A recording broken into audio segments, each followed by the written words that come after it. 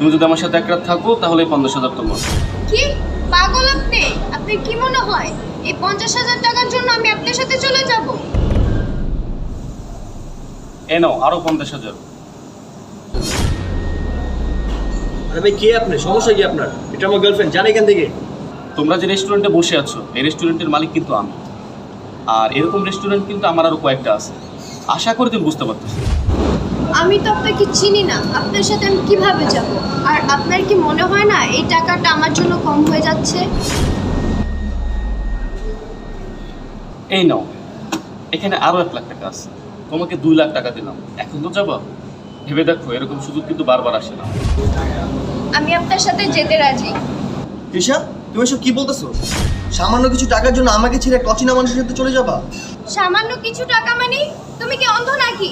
দেখো না এখানে কতগুলো টাকা, আর এতগুলো টাকা কি তুমি কখনো ধরে দেখছো? প্লিজ তৃষা, তুমি বোঝার চেষ্টা করো, আমি তোমাকে ভালোবাসি। দেখো পারভেজ, তোমার আমার রিলেশন 3 মাস হয়ে গেছে। তোমার মতন গরিব ছেলের সাথে আমি আর মানায় নিতে পারতেছি না। তুমি তোমার মতন গরিব মেয়ে দেখে রিলেশন করে নিও, আর নেক্সট টাইমে আমাকে আর কল দিবা না। তৃষা, তুমি আমাকে ছেড়ে চলে যাও না, আমি তোমাকে অনেক ভালোবাসি। ছাড়ো আমাকে। চলো তাহলে।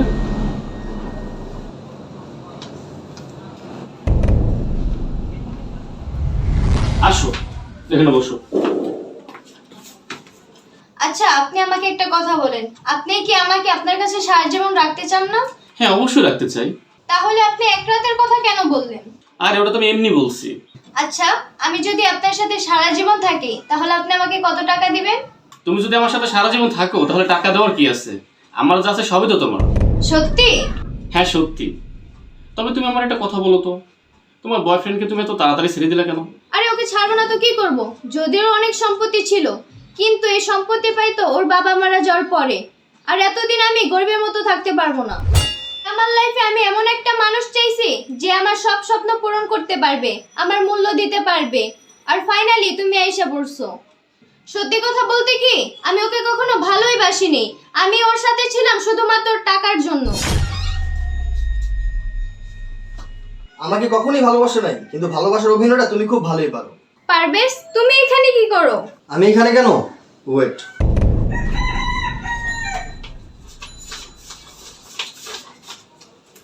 শখ, এই নাও তোমার payment. Thank you sir. Payment মানে? আর তুমি ওনাকে স্যার কেন বলতেছো? হ্যাঁ আমি একজন অ্যাক্টর, আর স্যার আমাকে টাকাটা দিয়েছে অ্যাক্টিং করার জন্য, যাতে বুঝতে পারে যে আপনি কোন ধরনের মেয়ে। পারবেশ, এগুলোর মানে কি আর কেন করছো এগুলো? আমি তোমাকে তোমার ফ্রেন্ডের সাথে কথা বলতে শুনছিলাম, তুমি তোমার ফ্রেন্ডকে বলতাছিলা যেদিন ওর বাপ মারা যাবে ওই দিন সব সম্পত্তির মালিক ও হবে, শুধুমাত্র এই কারণে ওর সাথে রিলেশন করতে। আর এই কথাটা তো আমি এমনি বলছিলাম, কাউকে উদ্দেশ্য করে বলিনি।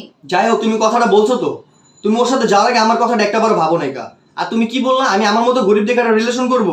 তুমি যে রেস্টুরেন্টে বসেছিলে ওই রেস্টুরেন্টটা বাবা আমার নামে করে দিছে, এই কথাটা বলার জন্য তোমাকে আমি রাখ দিয়েছিলাম। কিন্তু তার আগে আমি চিন্তা করলাম তোমার ছোট একটা পরীক্ষা নেই, আর তুমি সেই পরীক্ষা ফেল করছো। আসলে পারবেশ, আমি এতগুলো টাকা দেখে নিজেকে সামলাইতে পারি নাই। মাত্র এই কয়টা টাকা দেখে লোভ সামলাতে পারো নাই?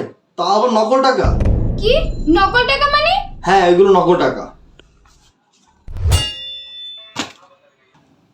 পারবেশ, আই এম সো সরি, আমার ভুল হয়ে গেছে, তুমি আমাকে মাফ করে দাও। আমি চেঞ্জ হয়ে যাবো, তুমি শুধু আমাকে একটা সুযোগ দাও। আরে থামো থামো, আর কত চেঞ্জ হইবা? অলরেডি অনেক চেঞ্জ হয়ে গেছো। ভালো এটাই হবো তুমি এখান থেকে চলে যাও। সরি পারবেশ। আরে বের হও। থ্যাংক ইউ শখ, তুমি এখন আসতে পারো। ঠিক আছে স্যার।